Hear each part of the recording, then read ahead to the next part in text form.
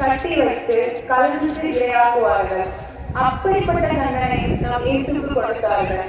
அதே போல இன்றும் அநியாயத்தை கண்டு கொந்தளிப்பவனுக்கு தண்டனை, அக்கிரமம் செய்வதை கண்டித்தால் தண்டனை, ஒடுக்கப்பட்ட மக்களுக்கு போராடினால் தண்டனை, அதிகாரத்தை சரியாக பயன்படுத்தினால் தண்டனை, உண்மைக்காக உழைத்தால் தண்டனை. இப்படிப்பட்ட நல்ல மனிதர்களை மற்ற நபர்களுக்கு மத்தியில் அசிங்கப்படுத்தி அவமானப்படுத்துகிறார்கள். இந்த நிலை அன்று இயேசுவிற்கும் இன்று நல்ல மனிதர்களுக்கும்.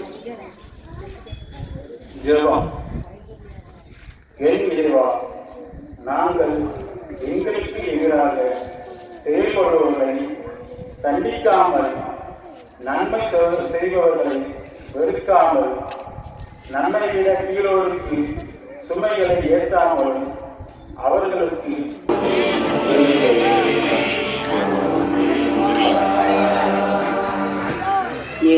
स्वामी पार्वतमंत्रम दिव्ये में आराधित वनजी मत नंदी इंद्रस्तोत्रम पन्निगेरो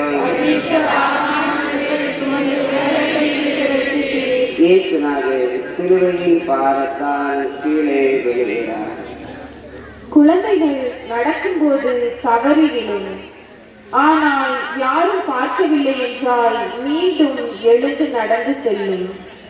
அதுபோல்தான் நமது வாழ்வு. கடைசியில் வரும்போது எந்த நபரையும் கண்டு கொள்ளாமல் நமது இலக்கை நோக்கி நடந்து செல்ல வேண்டும். சுமை முடிந்தவரை சுமக்க முடியும். மனத்தளர்வு ஏற்பட்டால் தடுமாற்றம் ஏற்படும். நம் இயேசுவும் தடுமாறி கீழே விழுகிறார்.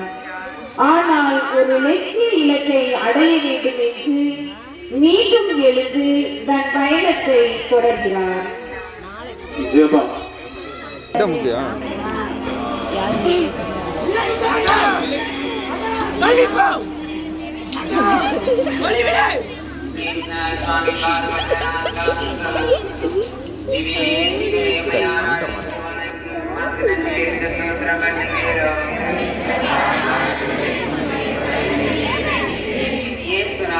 நமது பரிசுத்த தாயாரை அறிவிக்கிறார்.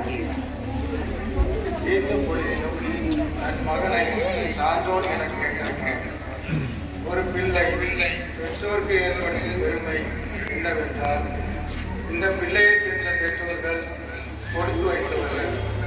ஆனால் இன்று அது போதை, கைபேசி, கம்ப்யூட்டர், ஃபேஸ்புக், இன்ஸ்டாகிராம் இதன் மூலம் தங்களின் வாழ்வை அழித்துக் கொள்கிறார்கள். அது மட்டுமில்லாமல் வாகனங்களை வேகமாக ஓட்டி விபத்துக்களை ஏற்படுத்தி பல உயிர்களை கொள்கிறார்கள். இன்று இப்படிப்பட்ட பிள்ளைகளை நாம் வளர்த்து கொண்டிருக்கிறோம்.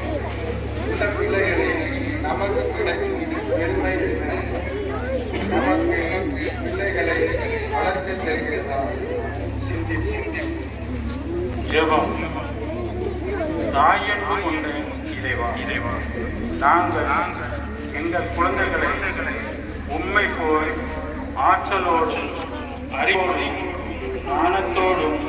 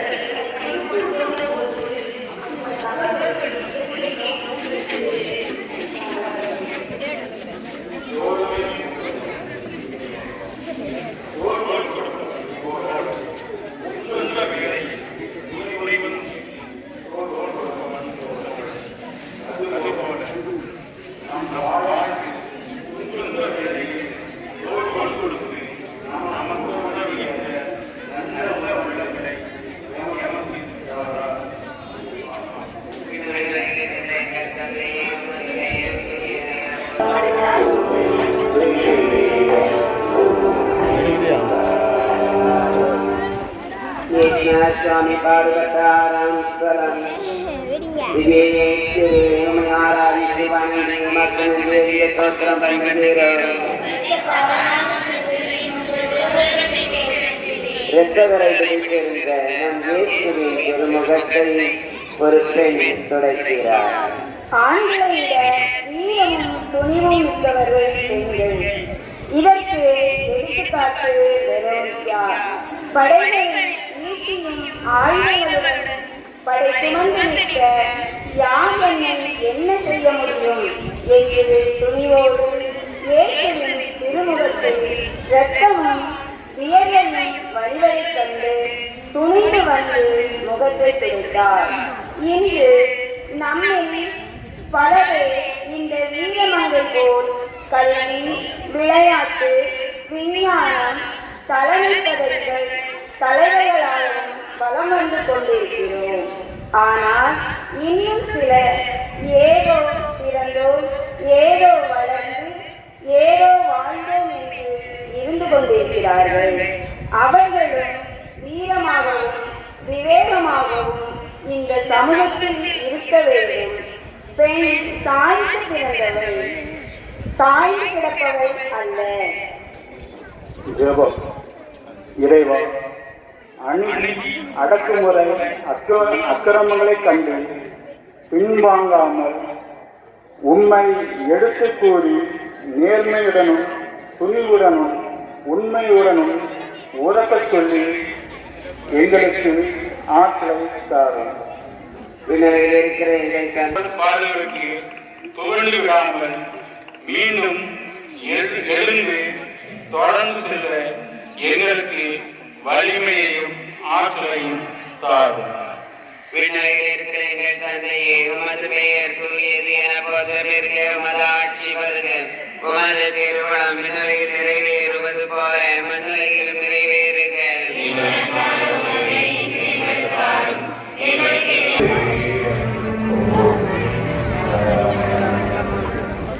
ஏக்நாத் சுவாமி பாடுபட்டாராம் ஸ்வரம் திவ்யேஸ்வரே உம்மை ஆராதித்து வணங்கி உமக்கு நன்றி ஸ்தோத்திரம் பண்ணுகிறோம்.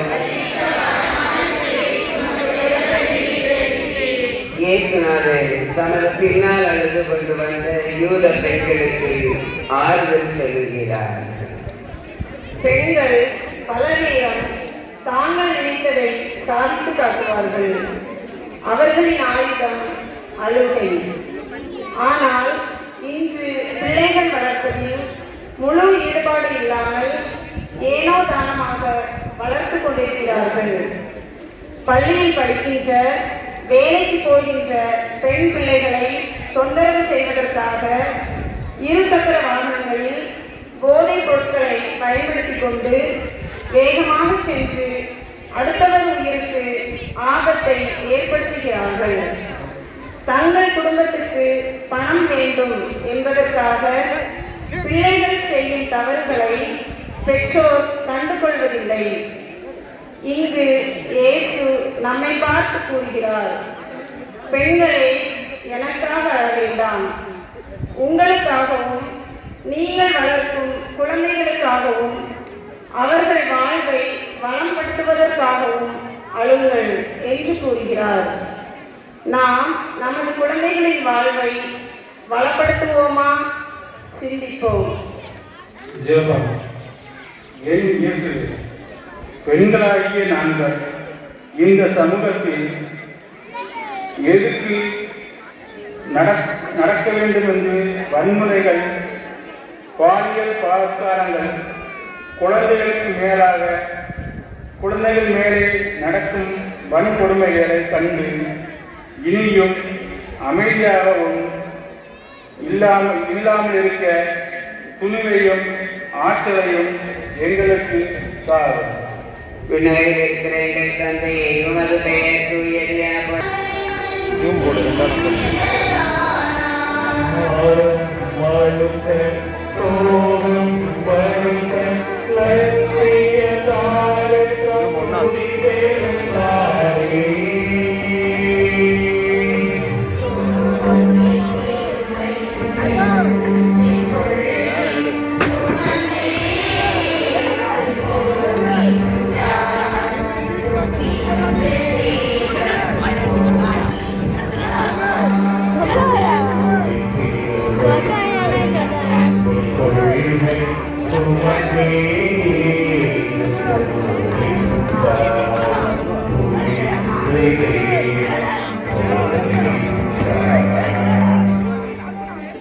ஏகநாத் சுவாமி பாடப்பட்ட ஒன்பதாம் ஸ்வரம்.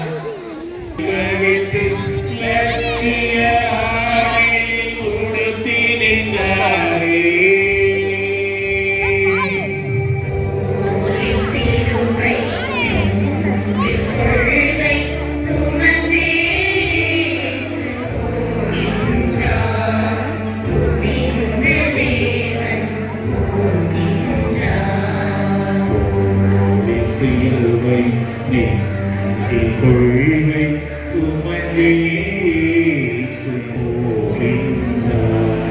துணிந்து தேவன் போகின்றார். ஏகநாத் சுவாமி பாடப்பட்ட பத்தாம் ஸ்வரம்.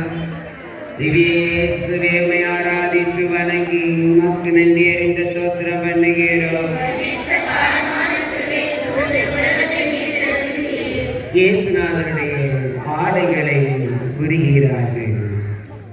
ஆடை இல்லாதவன் அரை மனிதன். ஒரு மனிதன் ஆடை இல்லாமல் இருந்தால் அவன் மனநிலை பாதிக்கப்பட்டவனாக இருப்பான். இல்லை, அவனை யாராவது நிர்வாணப்படுத்தி இருப்பார்கள். அப்படித்தான் இயேசுவை அவர் போதித்த மக்கள் மத்தியிலும் அவர் நேசித்த மக்கள் மத்தியிலும் நிர்வாணப்படுத்தி அவரை அசிங்கப்படுத்தினார்கள். ஒரு மனிதனை மற்ற நபர்கள் மத்தியில் நிர்வாணப்படுத்துபவன் மனிதன் அல்ல, அவன் மந்த புத்திக்காரன்.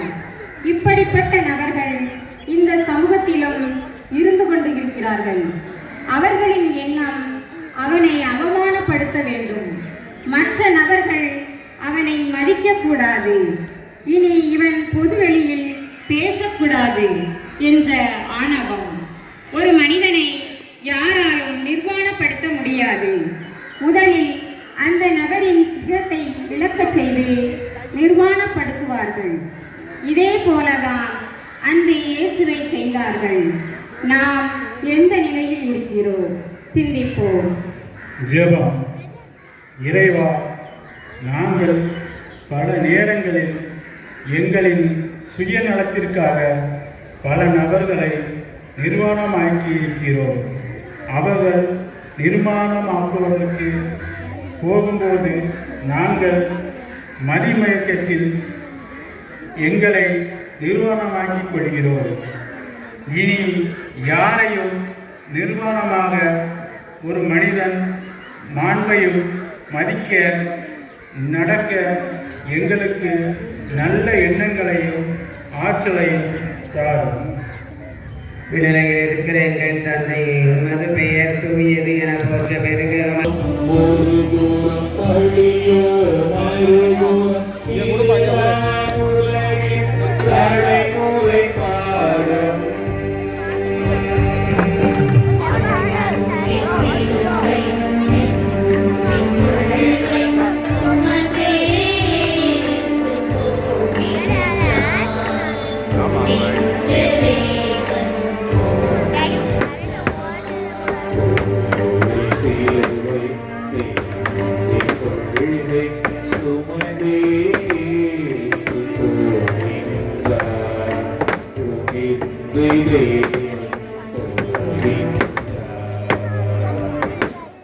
ஏகநாத் சுவாமி பாடப்பட்ட 11ஆம் ஸ்வரம். திவ்ய இயேசுவே உம்மை ஆராதித்து வணங்கி உமக்கு நன்றி அறிந்த ஸ்தோத்திரம் பண்ணுகிறோம்.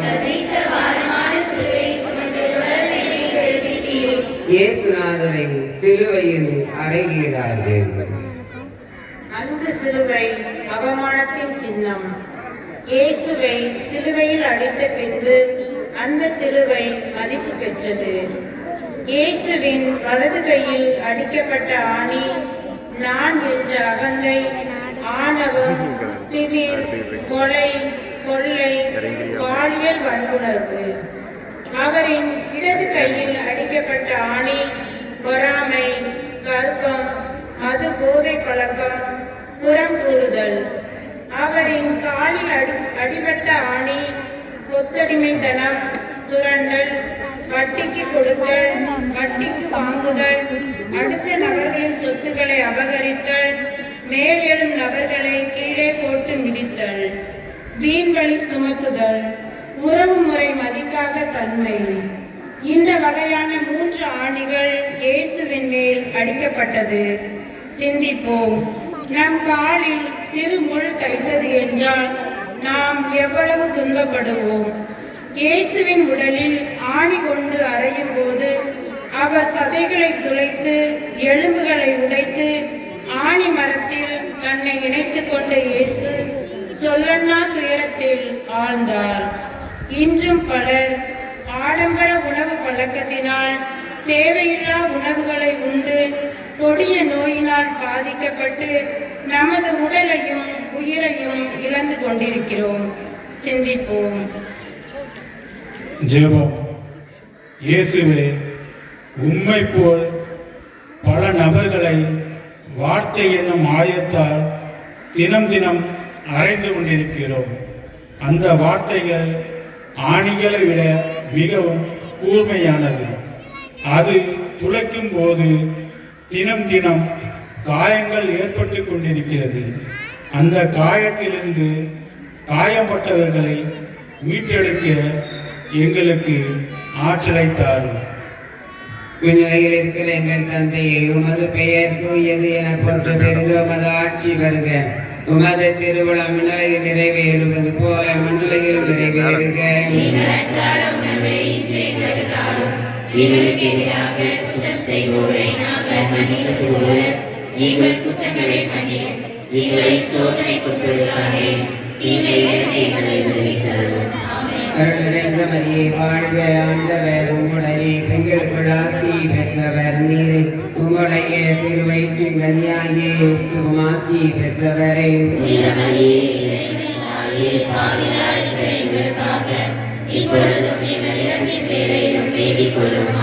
தந்தைக்கும் மகனுக்கும் தூயாவிக்கும் ஆட்சி உண்டாக்குக.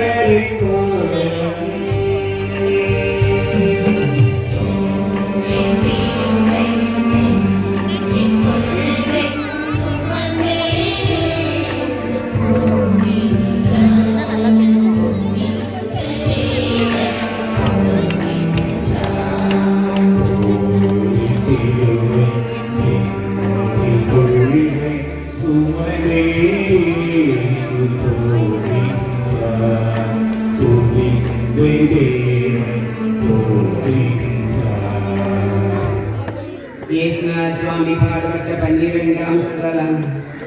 இயேசுவே, உம்மை ஆராதித்து வணங்கி உமக்கு நன்றி இருந்த தோத்திரம் பண்ணுகிறோம்.